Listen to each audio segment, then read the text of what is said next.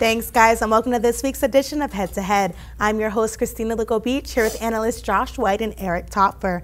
Now, recently, a Paul Pierce quote has gone viral and caused some discussion about the competitiveness, or lack thereof, in the league right now. He said, and I quote, "I don't think the league is as competitive as it was, let's say 10 years ago, where you've got the superstars going at one another, talking smack, creating rivalries. We don't have rivalries anymore."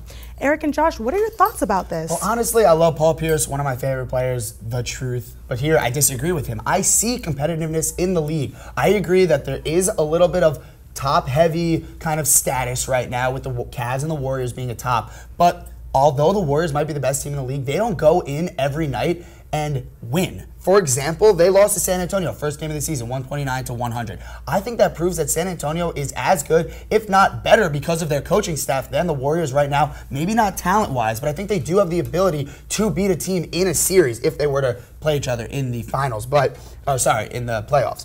But they also go out and lose to the Kings and the Nuggets. How does a team that, as you said, broke the regular season record last year, go out and lose to two teams that shouldn't even be close? 132-110 to the Nuggets? That game shouldn't even be close, and the Warriors come out and don't play as well as they possibly can play. I could see that really affecting the league and the competitiveness.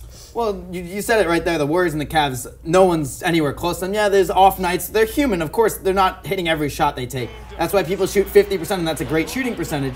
And they're going to drop 50 points in a quarter like they did last night. There's no team in a single game series, and that's why the Cavs and the Warriors this year, last year, and the year before are the favorites to be in the finals, and then they just go back and forth between the two of them. I understand what you're saying, but the coaching ability in the NBA right now is almost unbelievable. A team like the Celtics can come out and compete with the Warriors, I believe, can come out and compete with the Cavs if they're playing at full strength and full ability because of their coaching staff. For example, Brad Stevens. For example, another team in the league, I think Alvin Gentry is a great coach, and he'll be able to take DeMarcus Cousins and Anthony Davis to the next level and make this Pelicans team really competitive with teams even like the Warriors. If the Pelicans and the Warriors play first round of the NBA playoffs, tell me honestly, do you believe that will be a 4-0 sweep?